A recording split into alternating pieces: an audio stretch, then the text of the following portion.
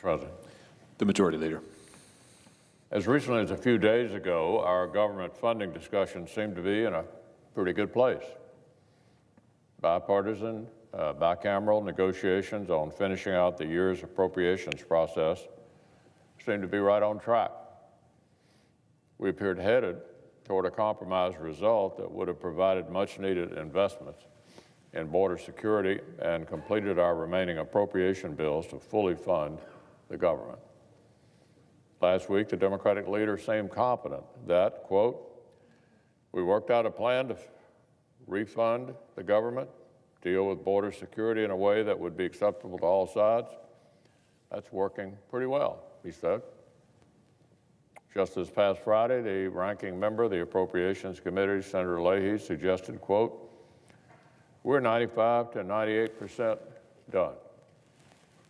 But then over the weekend, we heard that the talks had suddenly hit a snag. The bipartisan momentum had stalled. What went wrong? What went wrong? Well, Mr. President, here's what happened. House Democrats decided to add a poison pill demand into the conversations at the 11th hour. It's a new demand. It's really extreme. A hard statutory cap on the number of illegal immigrants who could be detained by the federal government. A hard statutory cap on how many illegal immigrants could be detained by the federal government.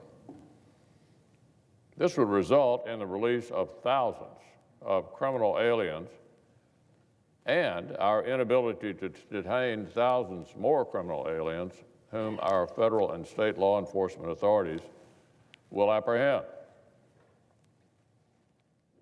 This is a poison pill that no administration, not this one, not the previous one, would or should ever accept. Imagine the absurdity of this. House Democrats want to set a limit on how many criminal aliens our government can detain. The limit's not based on any aspect of reality, such as how many criminal aliens there actually are, or what crimes they've committed. Just an arbitrary number a couple of lawmakers have pulled out of thin air. The consequence of such an arbitrary limit is obvious. Thousands of criminal aliens would simply be released into the interior of our country, both immediately and then on a rolling basis into the future. The National Sheriff's Association explained this in a letter to Chairman Shelby and Senator Leahy, and here's what the sheriffs had to say. Capping the number of detention beds not only jeopardizes the integrity of the immigration system, but would cripple ICE's ability to detain criminal aliens and other aliens who pose a risk to public safety or are a flight risk. In order to meet the cap being tentatively proposed by Congress, ICE would be compelled to release thousands of aliens from custody. That's what the National Sheriff's Association had to say about it. Released, just like that, right out into the United States of America. So it's hard to believe, Mr. President, that this is where some Democrats are. A get-out-of-jail-free card for criminals because the radical left doesn't like U.S. immigration and customs enforcement. Let me say that again. A get-out-of-jail-free card for criminals because the radical left doesn't like U.S. immigration and customs enforcement. It's hard to believe the abolish ICE fringe among House Democrats actually thinks enforcing our laws is wrong. It's hard to believe a group of House Democrats see kneecapping American law enforcement as a higher priority than keeping the government open. But it would be even harder to believe that leading Democrats would be open to this craziness. This craziness. And would let this last-minute poison pill scuttle the entire appropriations process. Just last year, when the Democratic leader was highlighting productive bipartisan work on this appropriations process, he said, quote, "Both sides have worked to avoid poison pill riders. That has meant steady progress." Ranking Member Leahy celebrated that through last year's committee process, quote, "We avoided new poison pill riders." So look, Mr. President, I hope that my Democratic colleagues are able to talk some sense into their side. Some House Democrats are risking a second partial government shutdown by calling for this absurd last-minute poison pill. No administration of any party would sign a bill that forced them to release criminal aliens into the interior of the United States.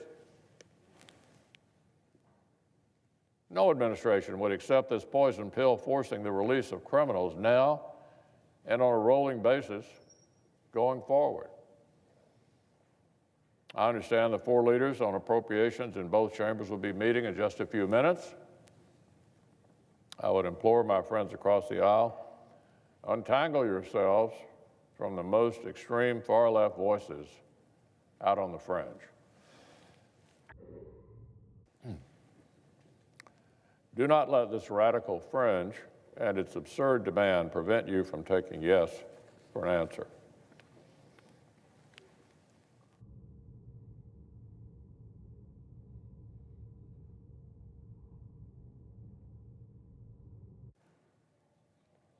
Don't let them torpedo all of this bipartisan work. This provision would rightly be a total non-starter with the White House, with any White House, not just this one. It would erase our progress and kick us back to square one. A total poison pill, pure and simple. Look, the American people are not clamoring for more aliens with criminal backgrounds to be roaming at large in their communities. Never heard anybody ask for that. And they certainly are not eager for that outcome, so eager for that outcome that they want another partial shutdown in order to achieve it. My Democratic colleagues in this chamber need to see this stunt. A stunt. They need to see it for just what it is.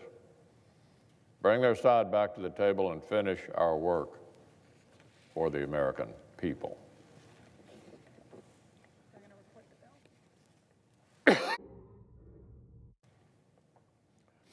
I move to proceed. Under the previous order, the leadership time is reserved. Morning business is closed. Under the previous order, the Senate will resume consideration of S-47, which the clerk will report. Calendar number 7, S-47, a bill to provide for the management of the natural resources of the United States and for other purposes. I move to proceed to calendar number 6, H.J. Res. 1. Clerk will report the motion. Motion to proceed to calendar number 6, H.J. Res. 1, joint resolution making further continuing appropriations for the Department of Homeland Security for fiscal year 2019 and for other purposes.